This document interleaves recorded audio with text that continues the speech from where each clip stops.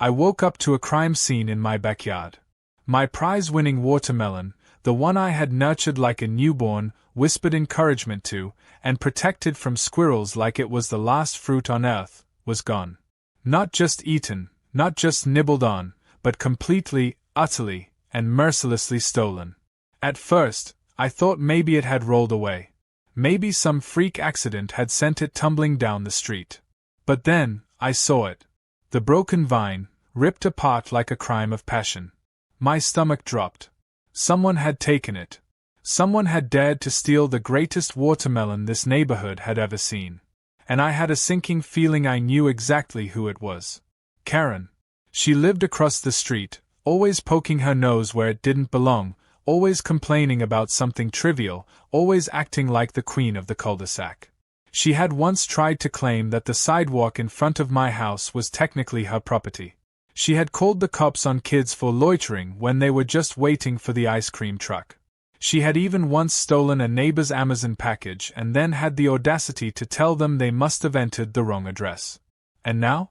She had moved on to agricultural crimes. I sprinted inside, my mind racing with theories. Had she eaten it already? Was she taking pictures with it, gloating in some evil underground watermelon ring? I yanked my phone from the charger and pulled up the security camera app. My heart pounded as I rewound the footage to last night. And there she was. 2:07 a.m. Karen, sneaking into my yard like a raccoon in human form. She wore a robe, slippers, and the same smug expression she always had when getting away with something. But this time? She wasn't just stealing a package or leaving a nasty note on someone's car. She was hauling away my watermelon like a thief in the night, wobbling as she struggled to carry it over the fence. She almost fell twice. I wished she had. But no, the watermelon made it over. She waddled away, victorious. I gritted my teeth. This wasn't just theft. This was personal. I stormed across the street, fury burning through me. I pounded on Karen's door. Nothing. I rang the doorbell. Silence. Then, I heard shuffling, followed by the slow creak of the door opening just enough for Karen's judgmental, squinting face to peek through. "Oh," she said, blinking like she had just been woken from a pleasant dream. "It's you. Where is my watermelon?" I growled, holding up my phone, ready to show her the security footage. Karen scoffed, feigning innocence.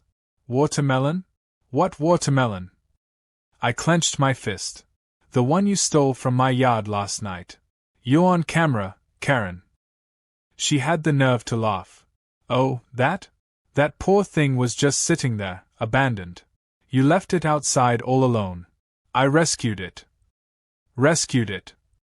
I repeated, my eye twitching. "You stole it." "Tomato, tomato," she said, waving a dismissive hand. "Honestly, I did you a favor.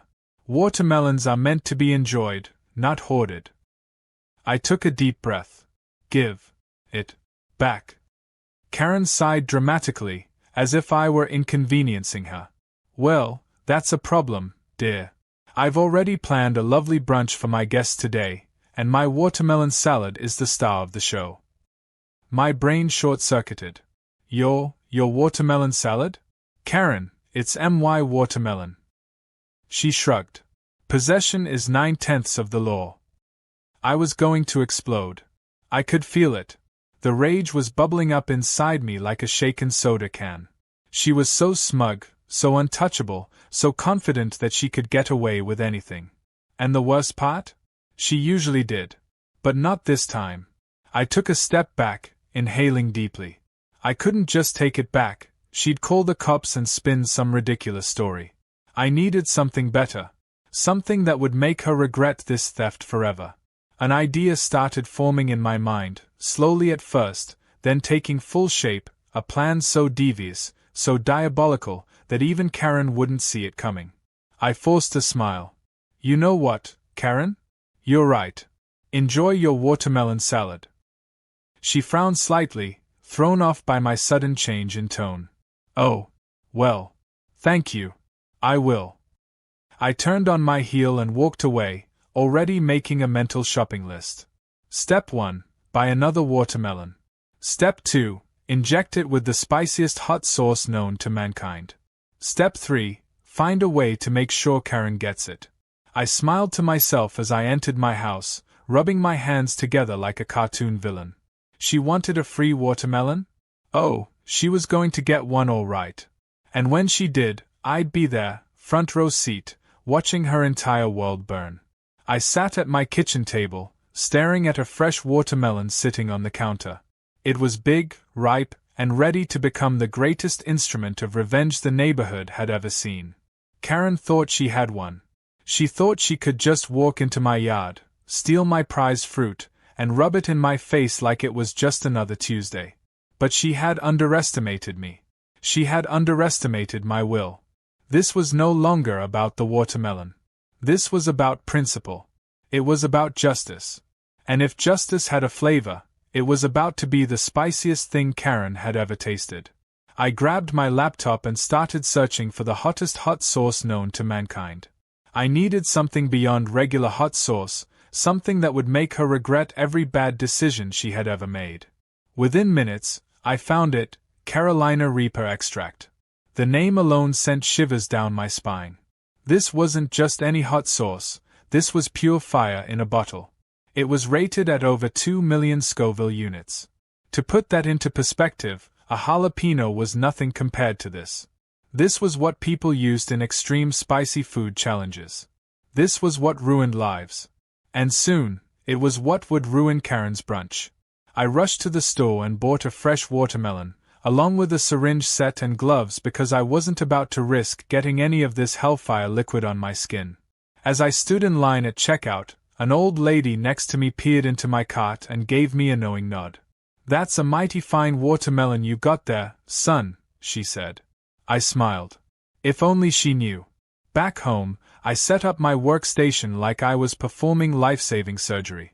I wore gloves, a face mask, and even protective goggles. This wasn't just a prank. This was art. Carefully, I loaded the syringe with the fiery red liquid and injected it deep into the watermelon in multiple places. I made sure the hot sauce spread evenly, mixing with the natural juices so there would be no suspicious patches. Every bite would be an explosion of unbearable heat, and by the time Karen realized what was happening, it would be too late. After sealing the injection points with a little wax to make it look completely untouched, I took a step back and admired my creation. It was perfect. A seemingly innocent, juicy watermelon with a hidden inferno inside. The only question now was how to get it to Karen without making it obvious. Then, the answer came to me like divine inspiration. The neighborhood free food market. Every week, people put out extra produce for others to take freely. Karen, being Karen, always took more than her fair share. She considered it her personal shopping aisle. If I placed the watermelon there, she would take it. There was no doubt about that. That evening, under the cover of dusk, I casually walked over to the community food table and placed the spicy time bomb right in the middle. Then, I stepped back, hiding behind a nearby bush. I didn't have to wait long. Less than 10 minutes later, Karen came waddling down the street, wearing her usual oversized sunglasses and carrying an empty shopping bag. She scanned the table with the focus of a predator. As expected, her eyes immediately locked onto the perfectly placed watermelon. She reached out, hesitated for only a second, then snatched it up like it was her birthright. I bit my lip to keep from laughing. It was almost too easy. She struggled to carry the massive fruit back to her house, nearly dropping it twice. But she made it. My mission was complete. Now, all I had to do was wait for the fireworks. The next morning, I woke up feeling like a kid on Christmas. Today was the day. Karen had her big brunch planned. It was going to be glorious. I grabbed my binoculars, not because I was a creep, but because I wanted front row seats to her downfall. Perched at my window, I watched as Karen set up an outdoor dining table in her backyard. A few of her equally annoying friends arrived, dressed in fancy outfits, sipping lemonade and pretending to be high society in the middle of the suburbs. Then, it happened. Karen carried out the watermelon like a trophy, placing it in the center of the table. She dramatically sliced it open, revealing its perfectly normal, juicy red interior. She was smug. She thought she had gotten away with it. She had no idea what was coming. She handed out generous slices to each of her guests, saving the biggest piece for herself. She lifted it up, made some obnoxious toast about good food and good company, and then she took a huge bite. For a second, nothing happened. Then, her face changed. Her eyes widened. Her lips trembled. Her entire body stiffened. Then, she screamed. It was not just any scream. It was the sound of 1,000 suns igniting in her mouth all at once. She dropped the watermelon slice like it had personally offended her and launched herself backward out of her chair. The guests, confused, took their own bites, and one by one, they erupted into chaos. One woman spit her bite across the table, another sprinted toward the garden hose, and one poor soul threw herself into the kiddie pool, frantically gulping water. Karen, meanwhile, was having a full-blown meltdown. She ran into the house, knocking over chairs, desperately clawing at her tongue. Through my binoculars, I could see her frantically chugging a bottle of milk, but it was useless. Carolina Reaper extract didn't just go away, it lingered, like the ghost of bad decisions past. Then came the grand finale. Karen stumbled back outside, face redder than a fire truck, gasping for air, and yelled at her guests, "Who did this?" I lost it. I had to bury my face in a pillow to keep from laughing out loud. Her friends were betrayed, her pride was shattered, and the best part? I had everything on camera. My hidden GoPro, discreetly placed in a bush, had recorded every glorious second. Karen had finally been served a taste of her own medicine, literally. And the entire neighborhood was about to witness her downfall in full HD. The neighborhood had never seen chaos like this before. Karen's backyard, once the setting for her overly pretentious brunches, now looked like a battlefield. Her guests were running around in full panic mode, knocking over chairs, gulping water straight from the garden hose, and fanning their mouths as if it would somehow make a difference. One woman had climbed into the kiddie pool, arms spread wide like she had just been baptized in the waters of regret. Another guest was rolling on the grass, face contorted in pure agony. The air was filled with shrieks, coughs, and the occasional unintelligible scream of betrayal. But Karen was the true star of the show. She had gone from her usual smug, self-important demeanor to a complete disaster. Her once meticulously styled hair was now a frazzled mess, her makeup smeared from the tears streaming down her face. She stumbled out of the house, gasping, red-faced, her mouth hanging open as if she were trying to inhale the entire atmosphere in one desperate gulp. She held a carton of milk in one hand, but it was useless. No amount of dairy could fight off the Carolina Reaper's wrath. I watched from my window, completely mesmerized. It was beautiful. Like watching a Shakespearean tragedy, except funnier. Karen clutched at her throat, waving her free hand around wildly as if signaling for divine intervention. She locked eyes with one of her guests, an older woman in a ridiculous sun hat who had just recovered enough to form words again. What did you put in this?" the woman wheezed, her voice hoarse from the burn. Karen tried to speak but only managed a strangled, choking sound. She slammed the empty milk carton down on the table and reached for a pitcher of lemonade, but the second the acidic drink touched her tongue, she let out a sound that could only be described as an ungodly screech. She smacked the glass away, sending it crashing onto the patio. "Who did this?" she finally managed to yell, her voice cracking like a radio losing signal.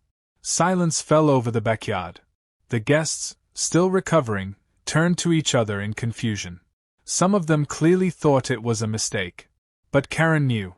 Deep in her fiery, suffering soul, she knew that this was no accident. Her eyes darted around the yard, scanning for a suspect. Then, slowly, her gaze drifted across the street. Right to my house. I ducked just in time, my heart pounding. Had she seen me? I wasn't sure. I peeked out again, just enough to see Karen's nostrils flaring like an enraged bull.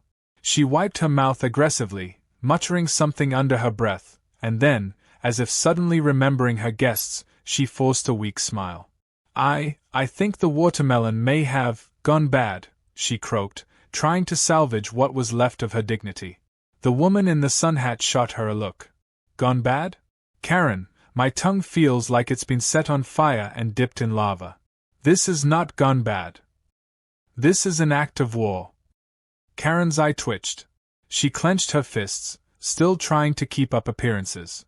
Let's all just calm down. Another guest, an older man who had yet to say a word, stood up from his seat, face still red, and held up his phone. Karen, he said, his voice eerily calm. I looked it up. This is Carolina Reaper extract. Someone put the hottest pepper in the world inside that watermelon. Gasps rippled through the group. Karen's mouth fell open slightly, her expression twisting from confusion to rage. This was sabotage, she hissed. Now, she wasn't just embarrassed. She was furious. Her fingers curled around the edges of the table, knuckles white. The once light-hearted brunch had turned into a full-blown crime scene, and she was looking for someone to blame. And I had a strong feeling she was about to make a beeline for me. I stepped away from the window, already thinking of my next move. I had planned for her reaction, but even I hadn't expected this level of carnage. I needed to stay ahead, keep the upper hand. Just as I was strategizing, my phone buzzed. A message from my neighbor, Mr. Rodriguez, who had also been watching the chaos unfold from his porch. Rodriguez, did you see what happened to Karen? Me, oh yeah. Tragic. Rodriguez, you wouldn't happen to know anything about that watermelon, would you? Me, who, me? Of course not. I'm just an innocent bystander. I stared at my phone for a second before adding one more message. Me, but if someone did do that, they'd be a hero. Rodriguez sent back a laughing emoji. He knew. He definitely knew. Down on the street, Karen had gone into full detective mode. She was pacing back and forth in her yard, calling someone, probably the cops, or worse, the HOA. Her guests had begun to leave, some of them still groaning from the after effects of the heat bomb. A few shot her dirty looks as they walked past, clearly upset that their pleasant brunch had turned into a reenactment of Dante's Inferno. I watched as Karen hung up the call, her expression murderous.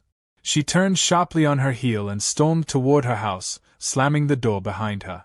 I sat back in my chair, exhaling slowly. She was planning something.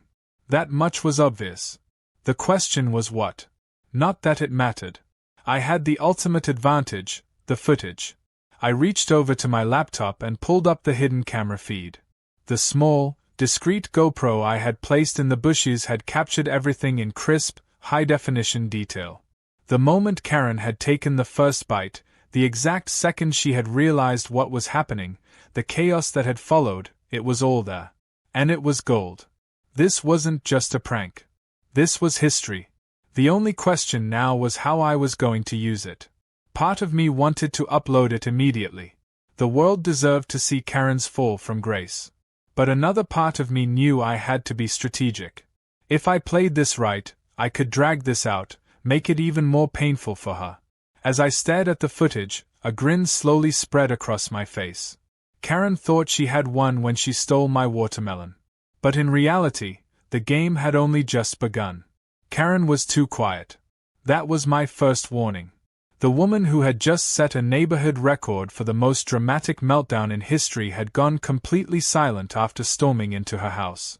No angry stomping, no shouting from her front porch, no exaggerated threats. Just silence. And that meant she was planning something. I kept my eyes on her house, waiting for any signs of movement. A few of her guests were still lingering outside, whispering among themselves. One woman, still fanning her mouth, shook her head before getting into her car and driving away.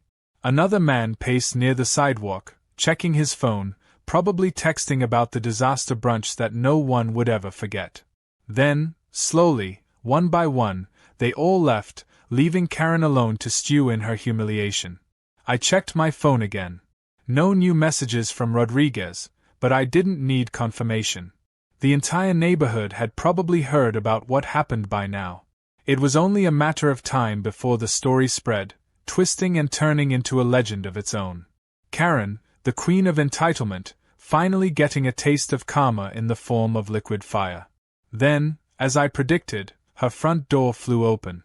Karen stormed out, phone clutched in her hand, her face still blotchy from the heat-induced trauma she had suffered.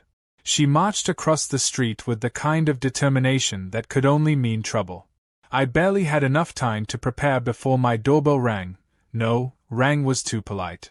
It blared, over and over, Karen's frustration seeping through the button like she thought she could make it explode. I took a deep breath, straightened my shirt, and pulled the door open to find Karen standing there, nostrils flaring, her free hand planted firmly on her hip. "You," she spat.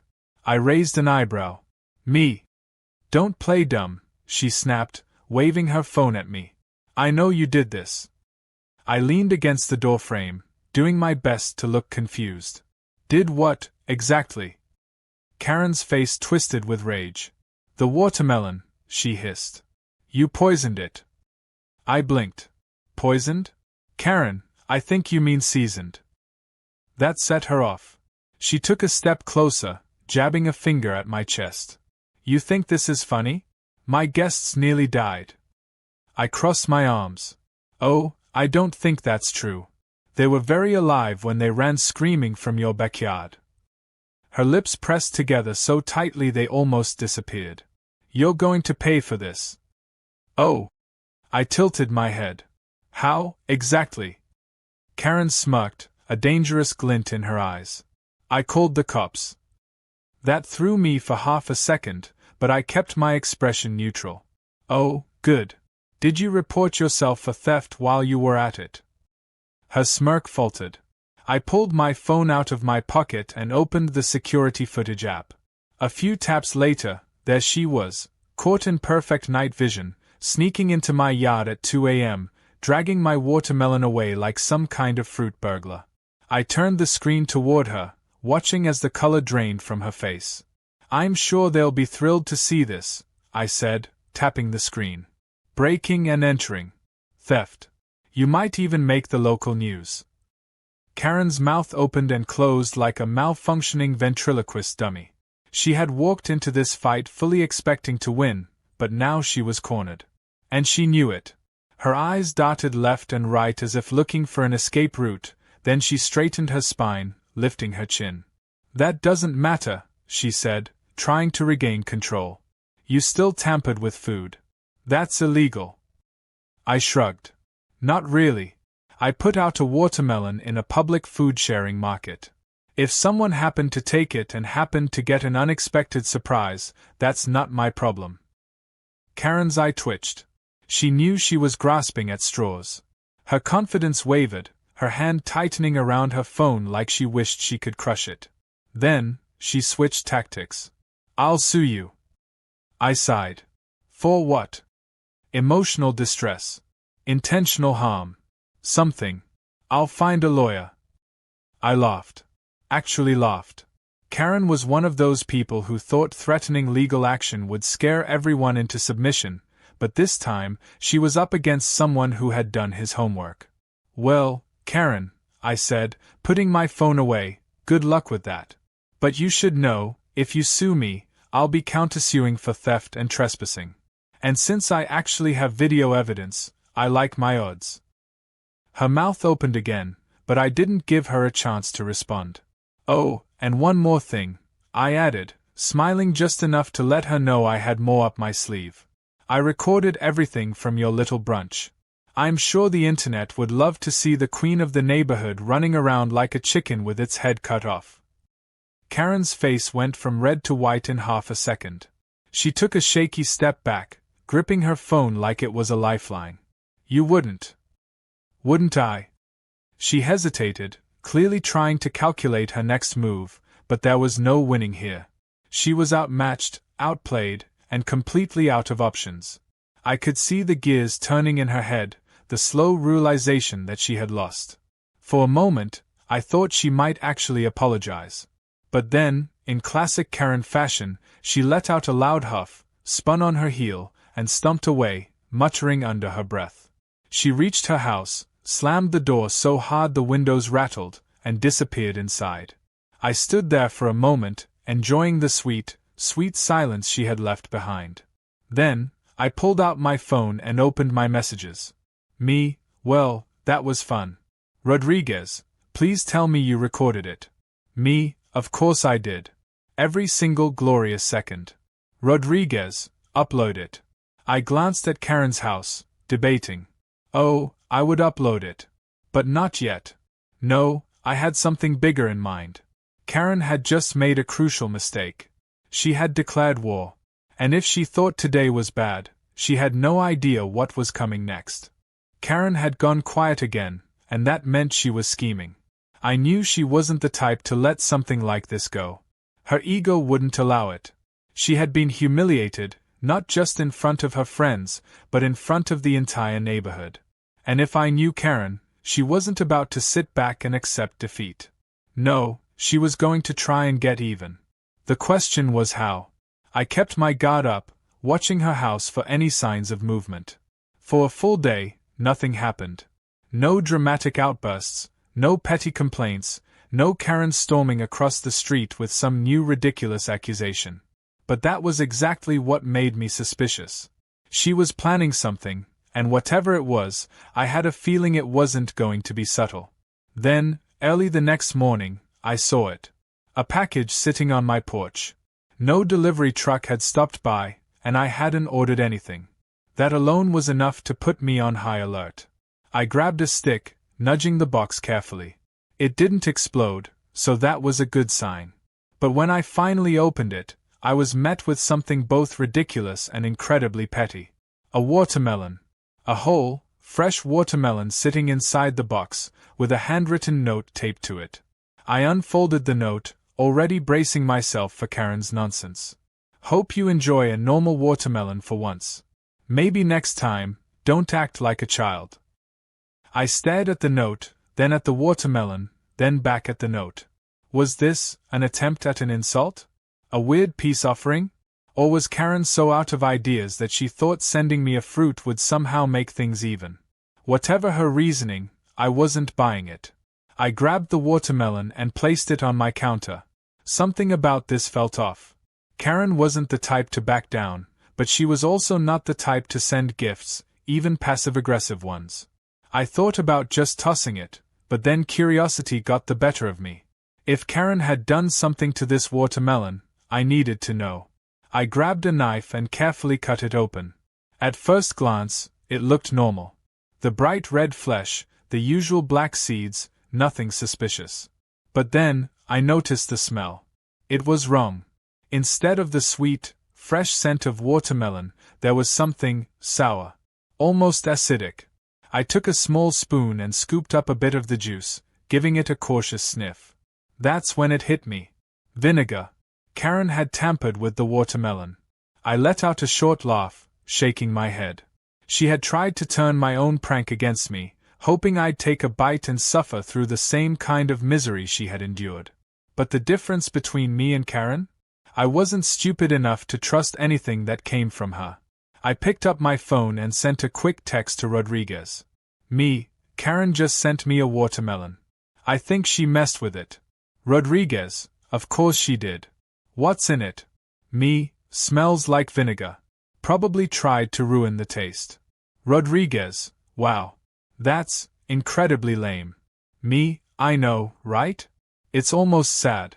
I put the phone down and stared at the watermelon again. Karen had tried to get revenge, and this was the best she could come up with? It was embarrassing. After everything that had happened, after the chaos, the meltdowns, the public humiliation, this was her grand comeback? A ruined watermelon and a passive-aggressive note? Then, I had an idea. If Karen wanted to play dirty, I'd let her. But I wasn't just going to ignore this. No, I was going to make her regret it. I set up my phone, angling it just right before hitting record. I held up the note first, reading it out loud in my best mocking Karen voice. Then, I turned the camera to the watermelon, cutting another slice to emphasize the foul smell seeping out of it. So, Karen decided to send me a little gift, I said, keeping my voice light. Apparently, she thinks I need a normal watermelon. How thoughtful. I lifted a spoonful of the vinegar-soaked juice and made a disgusted face. Only problem? This thing smells like a chemical experiment gone wrong. Guess someone just can't take a joke. I ended the recording and immediately sent it to Rodriguez. Me, this is going to be hilarious. Rodriguez, you posting it? Me, oh, not yet. I have a better idea. Instead of uploading it straight to social media, I sent the video directly to Karen. No context, no message, just the footage of me exposing her pathetic attempt at revenge. And then, I waited. It didn't take long. Less than 10 minutes later, my phone buzzed. Karen, what is your problem? I smirked, taking my time before responding. Me, just letting you know your little prank failed. But hey, nice try. Karen, it was a joke. Me, oh, so now it's a joke? Didn't seem like you were laughing when you tried to call the cops on me. Silence. I could almost hear the sound of Karen grinding her teeth from across the street. She hated this. Hated that I had turned the tables again. Hated that she had failed again. And that was exactly what made it all worth it. But just as I was about to enjoy my victory, another message popped up. Karen, you think this is over? I frowned, rereading her words. There it was. The real Karen. The one who couldn't stand losing. The one who would rather burn the entire neighborhood to the ground than admit defeat. I sighed, shaking my head. She just never learned. I locked my phone and stretched, staring out the window at Karen's house. If she wanted to keep this going, I'd be ready. I wasn't the one who started this war, but I was definitely going to be the one who finished it. I knew Karen wouldn't give up. It was in her nature. Losing wasn't an option for her, and humiliation was something she couldn't tolerate. After my little video response to her pathetic vinegar-infused watermelon stunt, I expected retaliation. The only question was when. For a full day, nothing happened. I kept a close eye on her house, but there was no sign of her. No angry stumping across the street, no wild accusations, no Karen marching up to my door with another empty threat. It was unsettling. Karen wasn't the type to sit back quietly. She was brewing something, and whatever it was, I had to be ready for it. Then, late that evening, I got my answer. My phone buzzed with a notification from a neighborhood group chat. I wasn't the most active participant, but tonight, I had a feeling Karen was involved. I opened the chat, and there it was, a long, dramatic message from Karen herself. Hello, neighbors. I wanted to take a moment to address something very serious. As you may have heard, I was recently the victim of a cruel and malicious prank involving a poisoned watermelon. I won't name names, but I think we all know who did it. This kind of behavior is dangerous and has no place in our community. I will be reporting this incident to the HOA and pursuing legal action. If anyone has experienced similar harassment, please come forward. We must stand together against this kind of behavior. I almost dropped my phone from laughing. Poisoned watermelon? Legal action? Karen was doubling down on her victim act. I scrolled through the responses, most of them confused, a few supportive, but one in particular caught my attention. Rodriguez had replied with a single gif of someone eating popcorn. Classic. I leaned back in my chair, shaking my head. Karen was actually trying to turn the entire neighborhood against me. But she had no proof, and even worse for her, I had all the proof in the world. Before I could even think about how to respond, another message came in. Also, I will be organizing a community meeting this weekend to discuss harassment and neighborhood safety. This is an important issue, and I hope you will all attend. Oh, this was going to be good. I knew exactly what she was trying to do. She was hoping to publicly shame me, to turn my neighbors against me, to play the victim in front of an audience. But what she didn't realize was that she had set herself up for the perfect downfall. I pulled up the footage on my laptop, scanning through the golden moments from her fiery meltdown. The dramatic screams, the running around like a headless chicken, the desperate attempt to wash the spice away, it was all there, captured in perfect high definition. I clicked the upload button. Within minutes, the video was live. Titled, Karen Stole My Watermelon, so I gave her a spicy surprise. The response was immediate. Likes, comments, and shares exploded. People loved it. The combination of justice, comedy, and pure karma was irresistible. I refreshed the page every few minutes, watching as the numbers skyrocketed. And then, just as expected, my phone buzzed again. Karen, take that video down now. I grinned, taking my time before replying. Which video? The one of you stealing from my yard? Or the one where you and your guests turned into human volcanoes? She typed so fast her next message was almost unreadable. You know which one. I will sue you for defamation. I leaned back in my chair, laughing. Defamation? Karen, the video is just raw footage. It's literally what happened. No edits. No voiceover. Just you, stealing my watermelon and facing the consequences. If you want to sue someone, maybe start with yourself. Silence. She had no argument. She had nothing. Then, her next message came in. Fine. You think you've won? You haven't. This isn't over. I sighed. Of course, she couldn't just take the loss and move on. Karen had no idea how to quit. But at this point, she had lost everything, her credibility, her dignity, and any last shred of power she thought she had over the neighborhood. The next morning, as I stepped outside to grab my mail, I noticed something strange. Karen's house was unusually quiet. No passive-aggressive music blasting, no forced fake greetings to passing neighbors. Then, I saw it. A for sale sign. I nearly dropped my coffee. Karen was leaving? I stared at the sign, barely believing my eyes.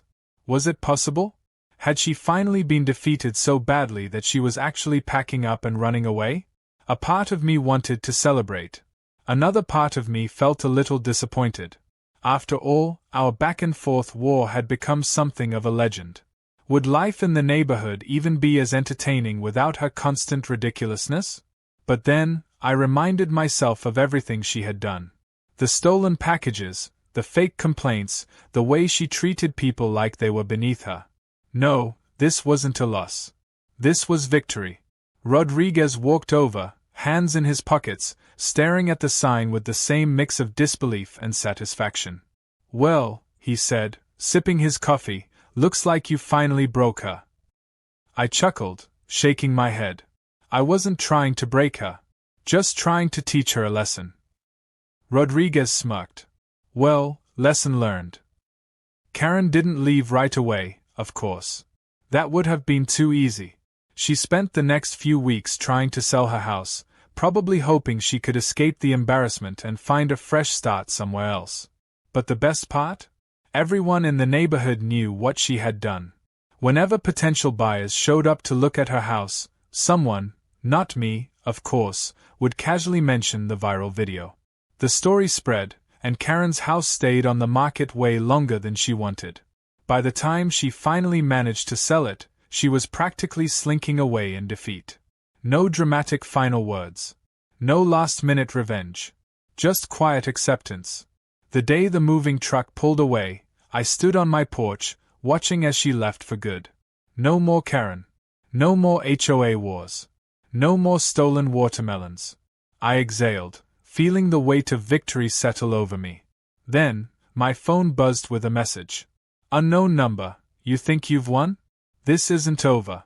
I stared at the message, my lips curling into a slow smirk. Karen had moved. But somehow, I had a feeling. She wasn't gone for good.